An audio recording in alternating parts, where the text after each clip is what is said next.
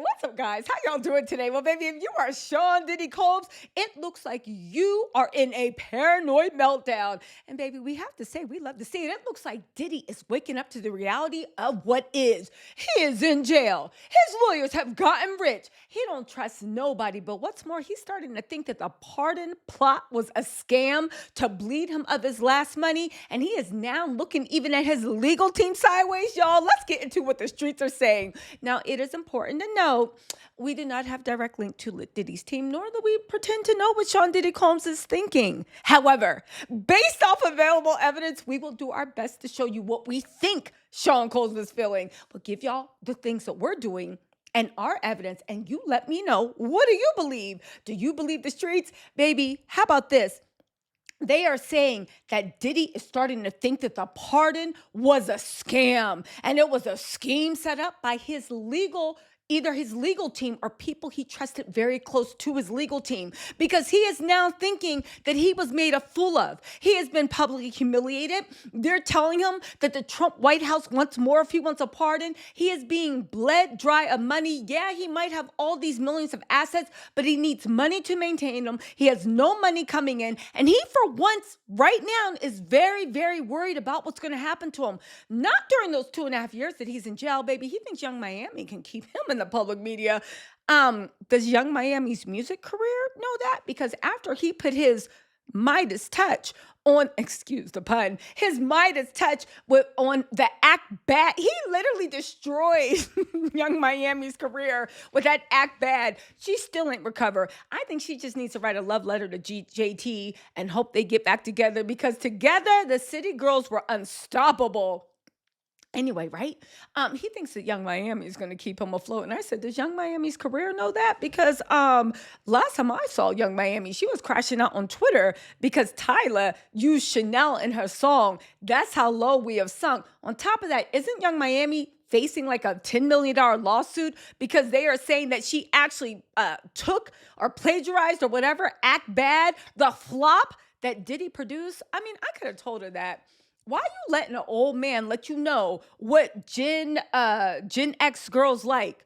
Why are you letting an old man come in with his old man thoughts from his early 2000 understanding of dynamics between men and women and let him get on your City Girl soundtrack? Anyway, let's get back to the paranoia, right? We can talk about that later. The paranoia, okay? Diddy, for whatever reason, kept repeating the same line over and over. At least the press releases did. His team promised him he wouldn't have to serve jail. His team promised him he wasn't going to jail. And apparently, people on his team allegedly promised him that he would be getting a pardon from the president. Now, how? I don't know, because buying pardons is illegal. But then again, that seems to be right up Diddy's forte. But Diddy was always banking on this. This is why he had speaking engagements. This is why they were having coming home 4th of July parties. This is why they thought they had everything in the bag. Now, one could wonder, how could you be so sure? The jury were 12 people. How could you know what was in the heart of the jury? I mean, I know there was one particular juror that from the beginning, I was clocking their tea and was like, yeah, they are a Diddy supporter. They came in probably with Bad Boy for Life tatted across the chest. But how could you know what the jury was going to actually say? I mean, to me, it's giving, was there something funny going on with the jury? But I doubt that very much, honestly, right? Diddy is crazy, but he ain't plumb local, right? But it worked out. Now with Judge Aaron, they actually thought that Judge Aaron was going to be like easy peasy crumble like a cookie. They had no idea that Judge Aaron was going to, with the 2.5 years, but also tack on that 5-year probation.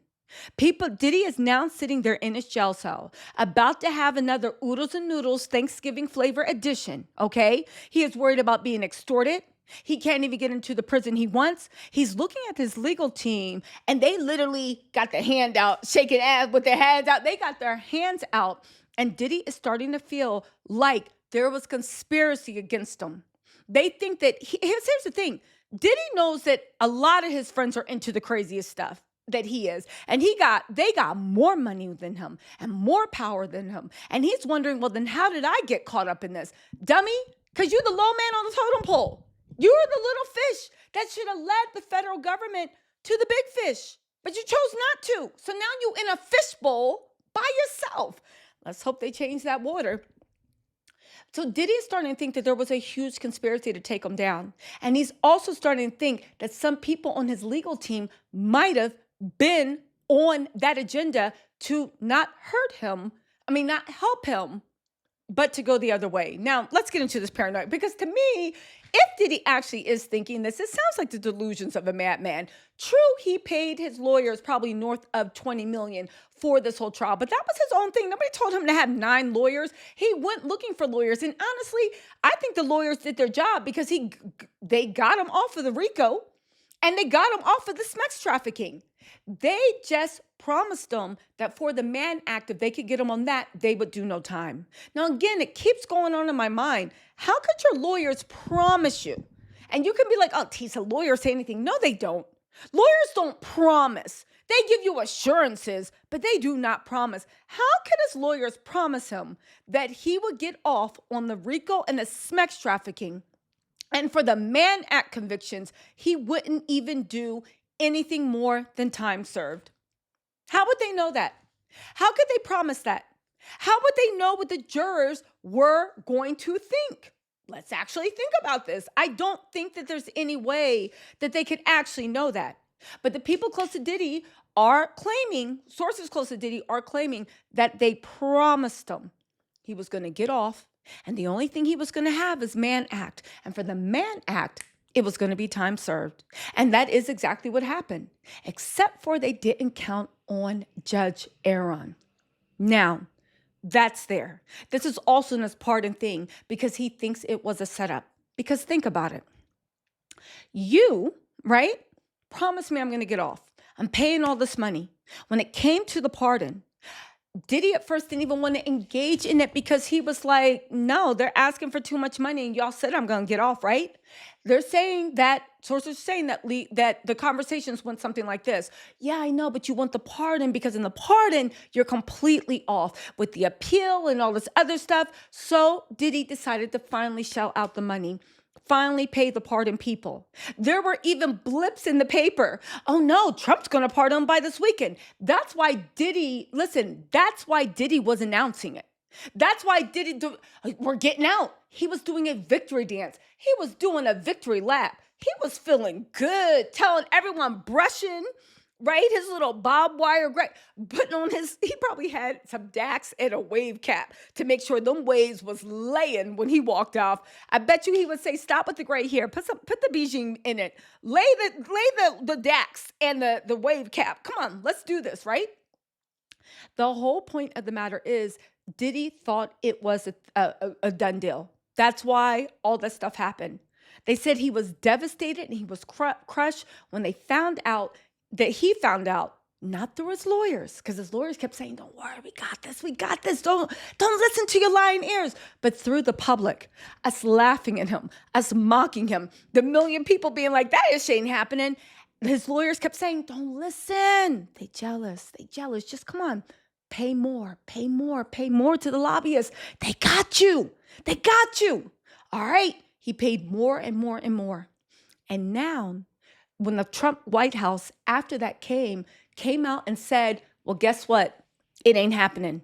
There it said Diddy wasn't just crushed. He went into a paranoid meltdown. He looked at his lawyers and he said, everything you guys promised me has not happened. Now, again, in gratitude, because what they said about the RICO, you didn't get hit with it. And what they said about the sex trafficking, you ain't get hit with it. All right, you could have been in jail for life.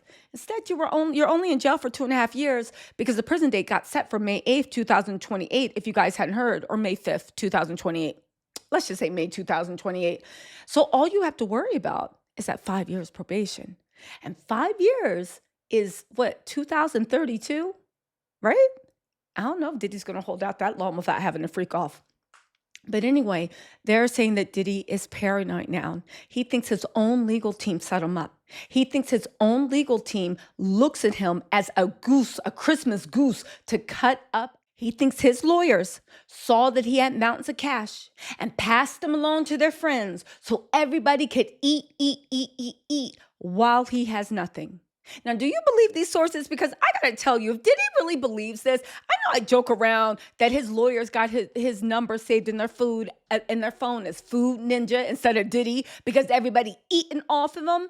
But at the end of the day, the lawyers were able to pull off the trick of the century and get those jurors on board. I know a lot of people say that there was maybe a plant or ringer in the jury. I don't think they had to do anything illegal. I think there were enough low vibrational people on that jury that wanted to believe the worst. But y'all already know that. Y'all see my lives.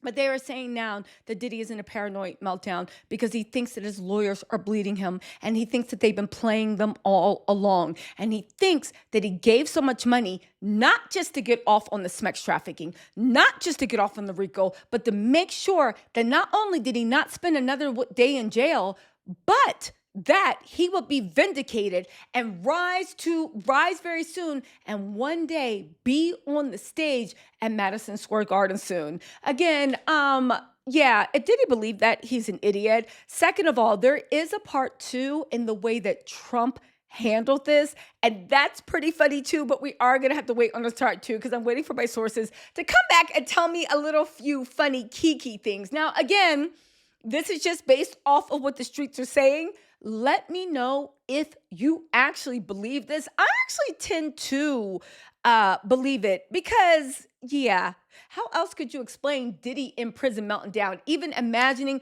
people in the middle of the night coming up and holding a knife to his throat, but nobody knows whether Diddy fought him off or the guards came. Like, are you serious? Are you serious? At the very least, Diddy's team would have been screaming that he needs to be moved out of the MDC if there was an actual real threat on his life. But anyway, y'all, listen. I'll be back with part two about this. I might even go live. Let me know what you guys think in the comments. I'll talk to y'all later. Until then, I don't know if Diddy's team, the legal team, is actually bleeding him. I don't know if Diddy is just having a paranoid meltdown. I don't know if maybe they had that part and it fell through. Regardless, baby, what did Diddy say? God's in charge now, and what God wills will be. And I guess God is willing for Diddy to park his butt in jail until he can be released. Anyway, y'all, let me know what you think in the comments. I'll talk to y'all later. Bye.